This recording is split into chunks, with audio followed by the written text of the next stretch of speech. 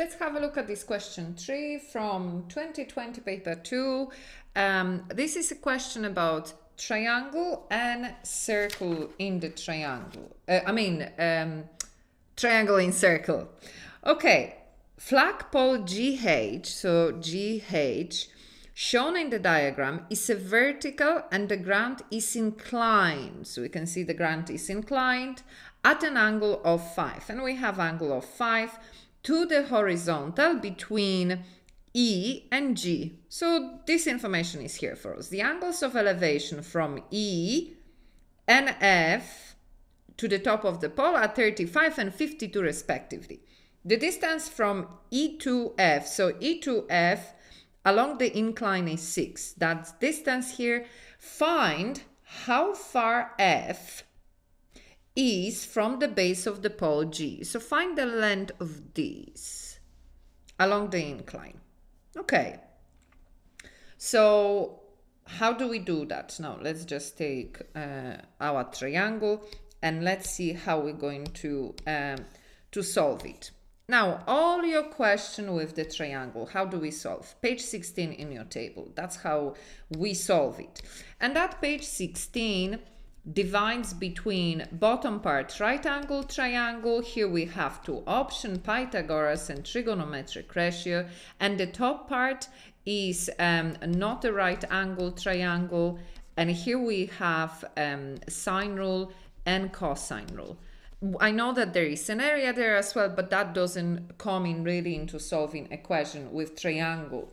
So that's our option. Actually, let's get page 16 from our table here, and that page 16, like I'm saying, to solve all your question with triangles. Okay, so let's get that here. So like I'm saying, right angle, not a right angle.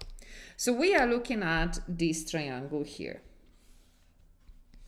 And I'm saying, okay, this is not a right angle triangle. So here I have two options. So my cosine rule and sine rule. Now, what elements do I have in both of them? So for the cosine rule, I have A, B, and C. 3 of them are sides. And then I have capital A and capital A is an angle. When it comes to sine rule, we know that we pick 2, and it doesn't matter which 2, could be A and C as well. Doesn't matter, we pick 2 to create an equation. So that means I have A and B are both sides, and then I have capital A, capital B, capital A, capital B, that's 2 angles. So I'm saying, what information do I need to find? I need to find FG, and FG is a side, so that has to be included in my formula. And then I have angle 52. And that's basically all I have at the moment. So doesn't matter what direction I need to figure out more stuff. I either need to find out more angles and the sides or more sides. So I'm saying, okay, how about I have a lot of other information that are not part of this triangle. So I'm saying, okay, let's start deciphering all those parts about the triangles. So first thing I'm saying, okay, I have this big triangle. This big triangle, here I have 35 and here I have 5. So altogether I have 40. This is the right angle. So therefore I can find this angle, isn't it? Because all angles in triangle add up to 180. So 180 minus 40 minus 90, that leaves me with 50. So that means this angle here is 50. So that means this angle here, that's the one we found, that's 50. I'm saying, okay, what else do I know and I can see? Well, I can see here I have 180. Let's just draw that out. So here I have my 52. Altogether, that's 180 because it's a straight line. So I can find this angle, 180 minus 52. That gives me 128. So 128. That's another angle I know. Well, if I have 2 angles, I can find this angle here, isn't it? Because I have this triangle, this is 35, this is 128, so I can find the remainder. So let's see, 180 minus 35 minus 128, that's 17. So that means that this small angle here on blue is 17. Therefore, I can find this angle here. 50 minus 17, that's 33. So this angle here is 33. Well, therefore, I can find this angle now, isn't it, in my green triangles. Now I have loads of information. So 180 minus 52 and minus 33. So 95. So 95. Now I have another angle. So I don't have a box to tick here. So I'm saying, okay, here really with sine rule, I am missing one more thing. I just need one more side here. Because I have angle, I'm looking for a side. I need just one more side. So I'm saying, okay, how can I find that missing side? And therefore I will be able to find the side I'm looking for. Well, this side is not a part of any other triangle. Well, it's a part of the big triangle. But then it has this small part here. More complication. But I'm saying this side here is a part of this triangle. And I have quite a lot of information here. I have the triangle, I have a side. So let's just draw that triangle out here so that we can consider it. I have 35, that is 6, that's 128, and that's 17. And this side, FH, is the side that I'm interested in because it's a part of the other triangle. So again, I'm saying page 16, not a right angle triangle. That's this direction I'm going. Sine rule, cosine rule. Sine rule requires two sides, require, and two angles. Cosine rule, three sides and an angle. So I'm saying I need FH, so the side has to be included. I have another side, 6. And then I have actually 3 angles. So I can see that the sine rule is the one that ticks all my boxes. So sine rule I'm going to use. Well, next thing I need to do is to put letters to my triangle from the triangle in our table. So angle A, the side opposite is A. So if we take that as angle A, that means that this side will be A. This is the side I need. So let's say that side is B. That means that the angle opposite will be B. So that will be B.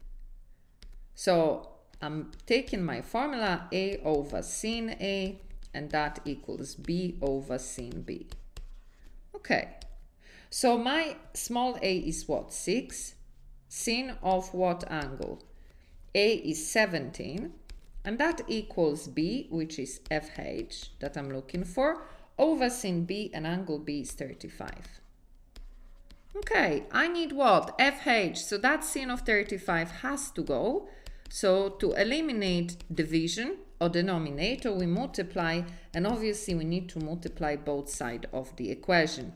So we have sin of 35 multiplied by 6 divided by sin of 17, and that is the length of FH that I'm looking for. Now that's not my final answer, isn't it? That's my FH I need so that I can find FG. Okay, so let's put FH into our calculator to see what do we get.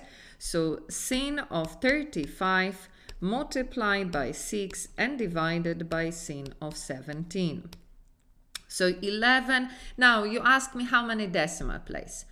I would say, to be on the safe side, go for, if this is not your final answer. So 11.7708. So my FH is 11.7708. So that's my missing part from here. Now let's just remove that so that we can do now the calculation that we need. Actually, let's, because we have too much stuff there, let's draw again our triangle. So our triangle now FGH.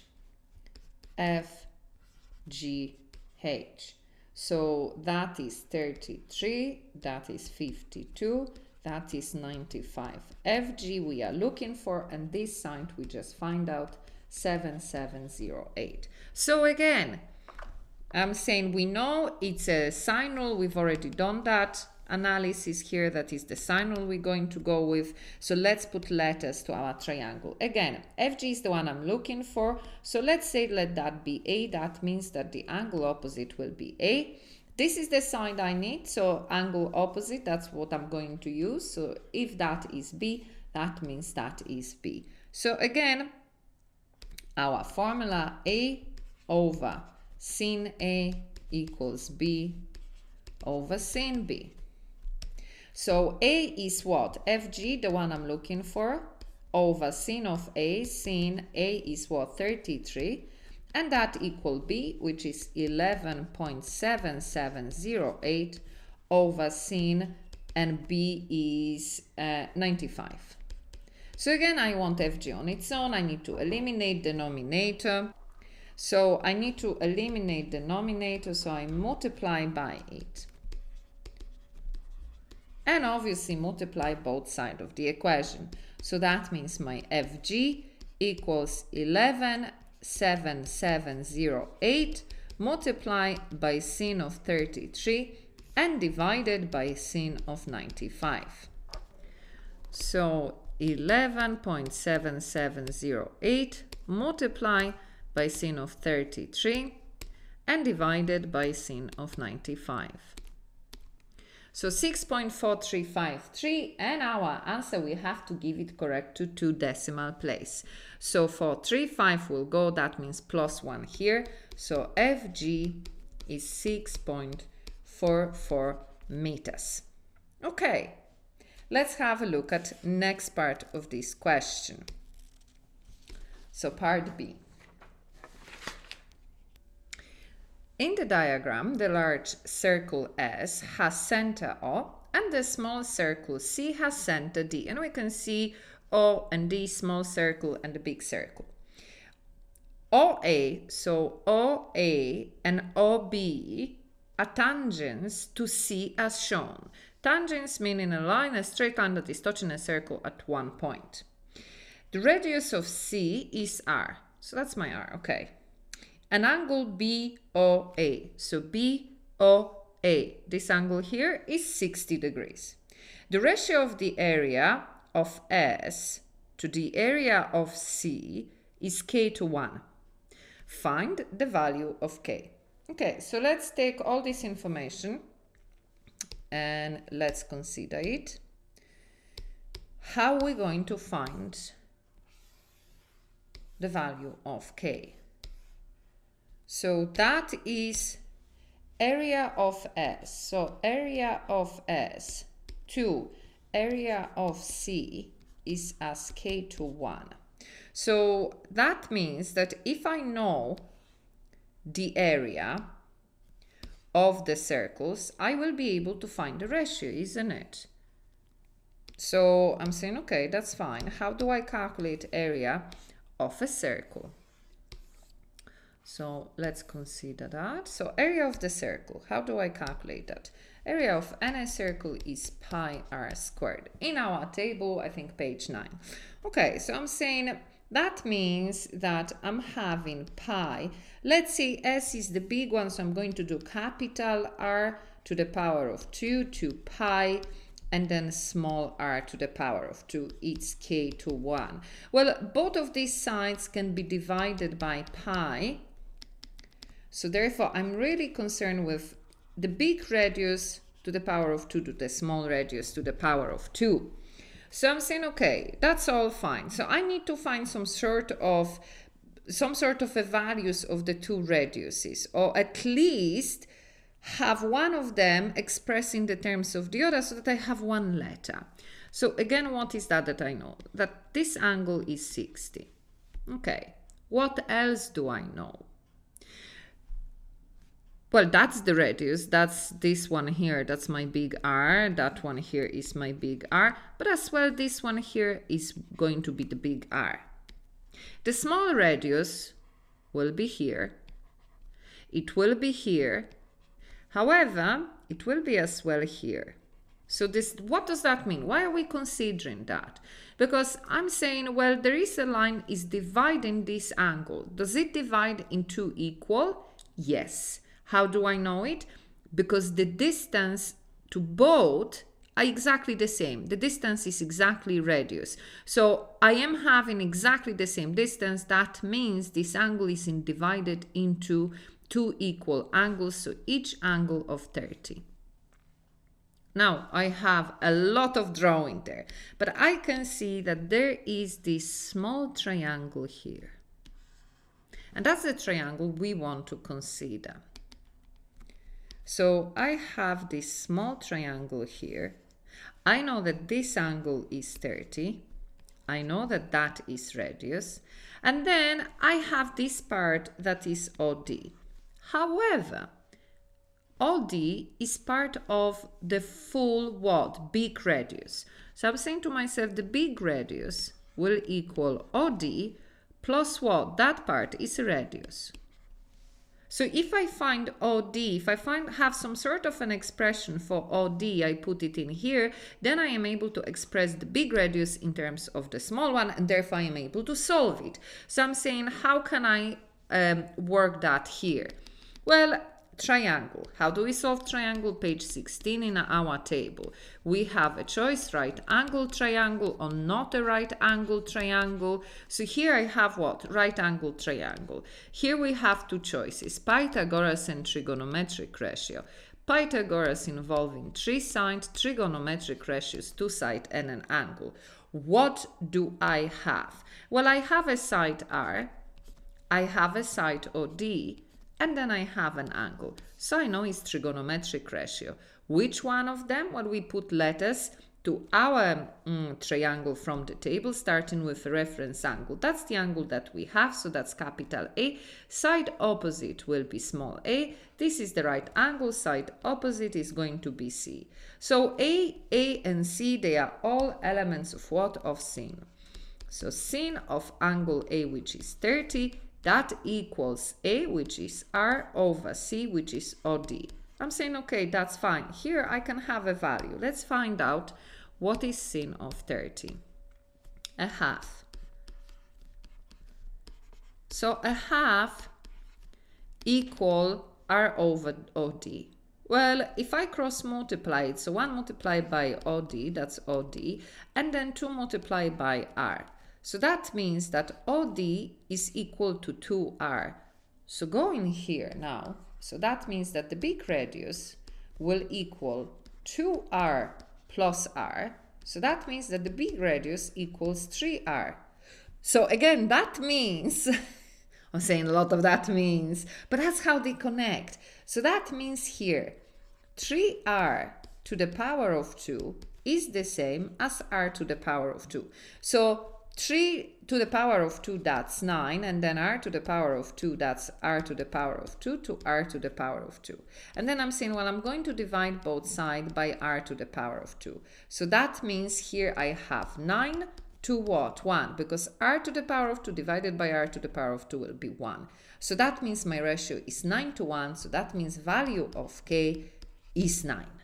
That's it.